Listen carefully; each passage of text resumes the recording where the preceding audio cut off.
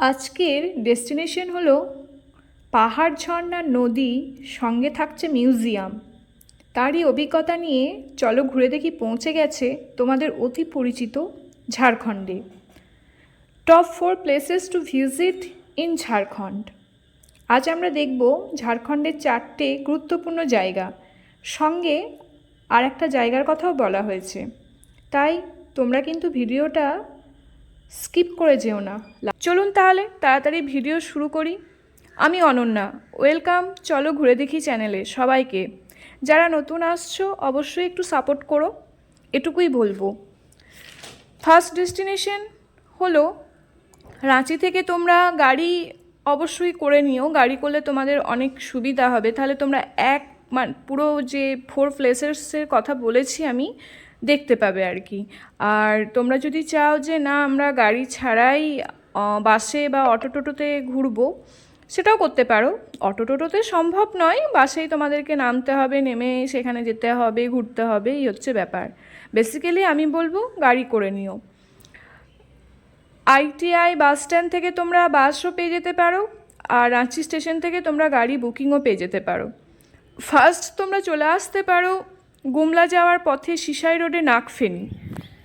এই নাগফেনি ওয়াটারফলস অপূর্ব সুন্দর। এখানে পাহাড়ের যে শেপগুলো তোমরা দেখতে পাবে সেটা অনেকটা নাগের মতন।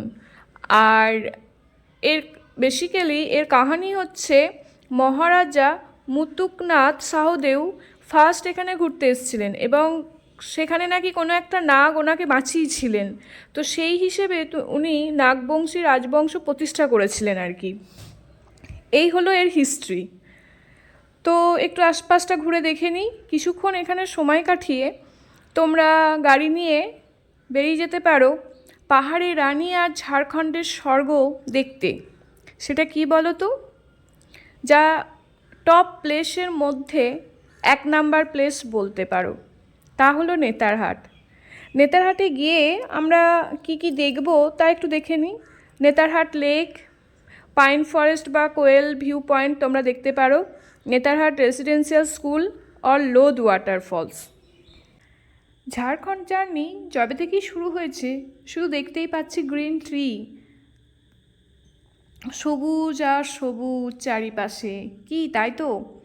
তোমরা কি কমেন্ট করে জানাচ্ছ তো কেমন লাগছে ভিডিওটা? আসলে জঙ্গলের ভিতর দিয়েই রাস্তাটা তৈরি হয়েছে। এখানে এসে আমরা প্রথমে নেতারহাটে লোদফল ফার্স্ট আমরা ভিজিট করেছিলাম। ফার্স্টে লোদফলে এলে তোমাদেরকে রেজিস্টার করতে হয় এন্ট্রি করার জন্য। তারপর দেখো এখানে ইনফরমেশন দেওয়া আছে। এই ইনফরমেশনে কি দেওয়া আছে? 469 ফিট উঁচু বুদা নদীর উপরে এটি তৈরি হয়েছে। এখন আমরা এইদিকে যাচ্ছি ওয়াটারফলস ভিজিট করার জন্য। গিয়ে এইদিকে একটা সুন্দর ব্রিজ তৈরি হয়েছে যা বুদা নদীর ওপরেই। Wow, wonderful, this look really amazing. যাই হোক, কেমন লাগছে তোমাদের একটু জানাও। আমার তো খুবই সুন্দর লাগছে, টোটালি আমি হারিয়ে গেছি, বিশ্বাস করো। এই ঝাড়খণ্ডের এত সুন্দর অপূর্ব ওয়াটারফলস লাইফে আমি ফার্স্ট টাইম। সত্যি দারুণ দারুণ, এক্সিলেন্ট। এখানে অনেকেই দেখছি যে স্নান করছে, তোমরা চাইলে এখানে স্নানও করতে পারো।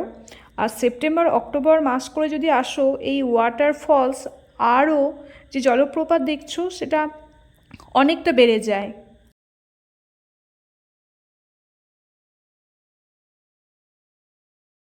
ওখান থেকে আমরা চলে গেছিলাম নেতারহাটি অবস্থিত অতি পরিচিত এক পপুলার স্কুল, যা ঝাড়খণ্ড নয় পুরো দেশের মধ্যে খুবই নামকরা এই স্কুল। এই একমাত্র স্কুল যা গুরুকুল শিক্ষার পদ্ধতিতে স্টুডেন্টদের এখানে পড়ানো হয়। এবার আমরা নেতারহাটেরই আর এক সুন্দর ঐতিহাসিক কটেজের জায়গায় পৌঁছে যাব, যা 100 বছরের পুরনো কাঠের নির্মাণের তৈরি ম্যাগনোলিয়ার হাউস। এই ম্যাগনোলিয়ার হাউস আমরা অনেকেই এসেই ঘুরতে ভুলে যাই। তো চলো দেখে নিই। ম্যাগনোলিয়া ছিলেন একজন ইংরেজ মহিলা।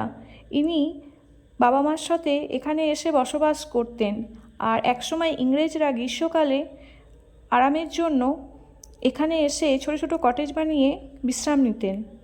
ম্যাগনোলিয়া একসময় এক আদিবাসীর প্রেমে পড়েছিলেন এবং সেই প্রেম তাদের সম্পন্ন না হওয়ায় যেটুকু শুনেছি উনি সুসাইড করেছিলেন নাকি। যাই হোক, এই সুন্দর হাউস একসময় ম্যাগনোলিয়ার হাসির আওয়াজেই শোনা যেত, যা আজও আমাদের কাছে স্মরণীয় আর কি। এরপর হলো ফেমাস পাইন ফরেস্ট, যা তোমরা এখান থেকে কোয়েল নদীর ভিউয়ের আমেজ নিতে পারো। কি অপূর্ব, তাই না বলো এই পাইন ফরেস্ট? শেষমেশ নেতারহাটের ঘোরা শেষ হলো। এরপর আমরা 82 কিলোমিটার জার্নি করে পৌঁছে গেছিলাম হনুমানজির জন্মস্থলে, যেখানে নাকি শুনেছি গুহার মধ্যে অঞ্জনী মাতা হনুমানজির জন্ম দিয়েছিলেন। আর এই অঞ্জনী মাতার নাম অনুসারে এই ধাম অঞ্জন ধাম নামে প্রসিদ্ধ। দেখে নি কেমন এই অঞ্জন ধাম। আশেপাশে দেখতে পাচ্ছ বিভৎস জঙ্গল, আর এই যে সিঁড়িটা দেখতে পাচ্ছ, এই প্রায় 200 থেকেও হয়তো বেশি সিঁড়ি হবে, ঠিক গোনা হয়নি। এত দূর ওঠার পর এখানে অঞ্জনী মাতা এবং হনুমানজির ছবি তোমরা দেখতে পাবে, মূর্তি, যেখানে লক্ষ লক্ষ মানুষ এসে পুজো দেয় এবং এদের মনস্কামনাও নাকি শুনেছি পূরণ হয় এখানে এলে। তাই তোমরা চাইলে এখানে একবার ঘুরে যেতে পারো।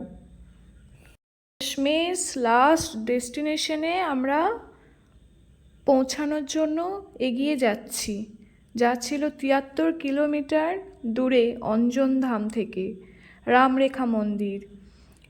এই মন্দির শুনেছি নাকি হিন্দু পুরাণ অনুসারে প্রভু রাম, সীতা এবং লক্ষ্মণ নির্বাসনে থাকাকালীন এই স্থানটি পরিদর্শন করেছিলেন, সবাই নাকি তাই বিশ্বাস করে থাকে। আর এখানে কিছু প্রত্নতাত্ত্বিক স্থাপন দেখতে পাবে তোমরা, যেমন অগ্নিকুণ্ড, তারপরে চরণ পাদুকা, গুপ্ত গঙ্গা, সীতার যেটা ঝিল বা চুলা নামে আমরা পরিচিত আর কি, সেটা তোমরা এখানে দেখতে পাবে। আর ছবি তোলার জন্য খুব সুন্দর ভিউ পয়েন্ট আছে, যেখানে আমরা সুন্দর সুন্দর ছবিও তুলেছিলাম। তারপর ওখান থেকে একটা সুন্দর ওয়াটারফলও দেখতে গেছিলাম, যেটা ভিডিওর মধ্যে তুলে ধরা হয়েছে।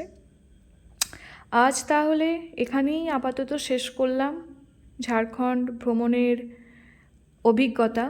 কেমন লাগলো তোমাদের ভিডিওটা অবশ্যই জানিও। অবশ্যই এখানেই ঝাড়খণ্ড ঘোরা শেষ নয়, আরও অনেক জায়গা আছে, যেমন টাঙ্গিনাথ বলেছিলাম না লাস্টে, আর একটা প্লেসের কথা বলবো, সেখানেও তোমরা ঘুরে আসতে পারো।